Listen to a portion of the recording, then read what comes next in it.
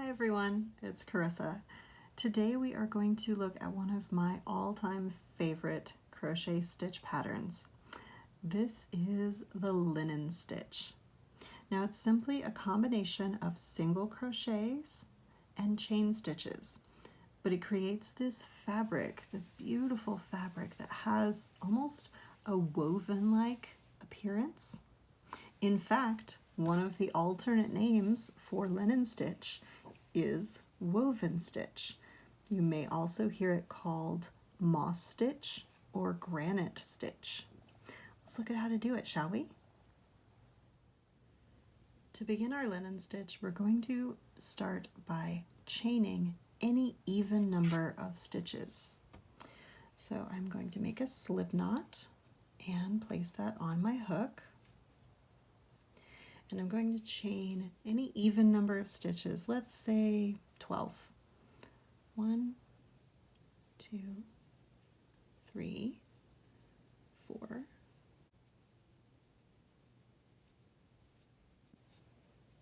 11, and 12. So I've chained 12 stitches here. Now I'm going to start my first row with a single crochet in the second chain from my hook. So there's 1, there's 2, and I prefer to work into the back bumps of my chain, but you are welcome to work into any of the loops of that second chain from your hook, any loop you want. I like to work into the back bump. So I'm going to go under that back bump there of the second chain from my hook, yarn over and draw up a loop, yarn over and pull through both loops on my hook to work a single crochet. Now I'm going to chain 1, and then I will skip the next chain from my foundation chain here and work a single crochet in the next chain instead. So I'm skipping that back bump and I'm working a single crochet into this one instead. So yarn over and draw up a loop, yarn over and pull through 2 to finish my second single crochet. Now I'm going to chain 1 again. I'm going to skip that next back bump and single crochet into the next one.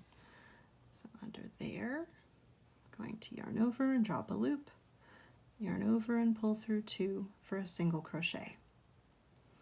Chain 1 again, skip the next chain, single crochet in the following chain. So under that back bump, yarn over, draw up a loop, yarn over, pull through 2. Chain 1, skip that chain, single crochet into the next one.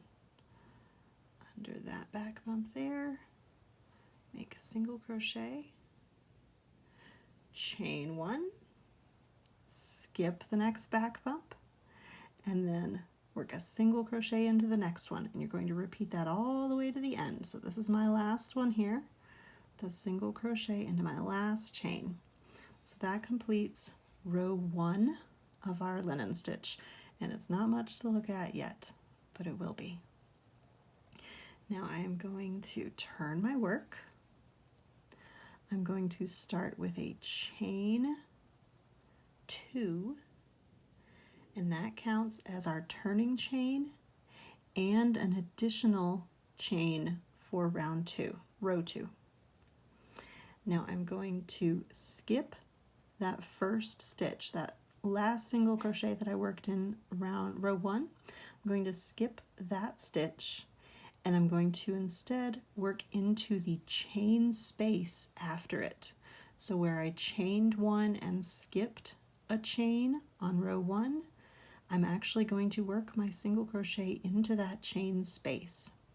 So I'll dip my hook down into that hole, yarn over and draw up a loop.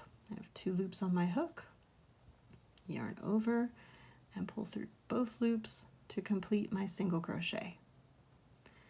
Chain 1, I'm going to skip the next single crochet, find the next chain space between them, and work a single crochet into that chain space. So down into that hole, yarn over and draw up a loop, yarn over and pull through both loops on my hook. Chain one, skip the single crochet, work into that chain space instead, work another single crochet.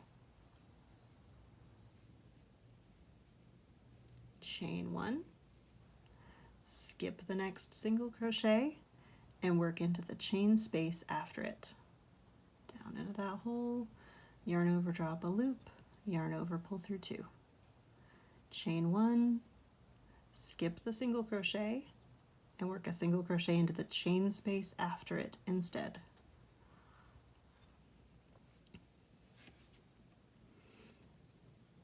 And now we are ending with chain one. We've got one last single crochet, and then this last chain space is going to be a little bit difficult to see, but if you've got, there's one and two legs of the single crochet, and there should be a little hole after that, and that's where I want to work my final single crochet. Might take a little finagling to get your hook in there. Yarn over, draw up a loop, yarn over, pull through two. So that completes row 2 of our linen stitch. I'm going to repeat row 2 until I have as much fabric as I want. So I'll turn my work, chain 2, that counts as our turning chain and our first chain space. I'm going to skip the first single crochet, find the chain space after it, stick my hook in there, and that's where I'll make my next single crochet. Chain 1, skip that next single crochet, and find the next chain space after it. Go down into that chain space and single crochet. Chain 1, skip the single crochet, work into the chain space after it, work another single crochet. Chain 1, skip the stitch and work into the chain space. Chain 1, skip the stitch and work into the chain space. Chain 1, skip that last stitch and then find the loop of chain after it and work into that space. And that last loop can be a little bit finicky, a little bit difficult to find. But there we go. There's 3 rows of linen stitch. Let me work a few more and we'll look at the fabric. And there's the last stitch of, I believe, row 5 or 6. So we've got a little bit of linen stitch built up. You can see that beautiful woven texture. So it's really just a grid, like a checkerboard of single crochets and chain spaces. And each subsequent row, you're going to chain 1, skip the stitch from the previous row, and stitch into the chain space between stitches instead. So chain 1, skip 1, single crochet into the chain space. Chain 1, skip 1, single crochet into the chain space, over and over again.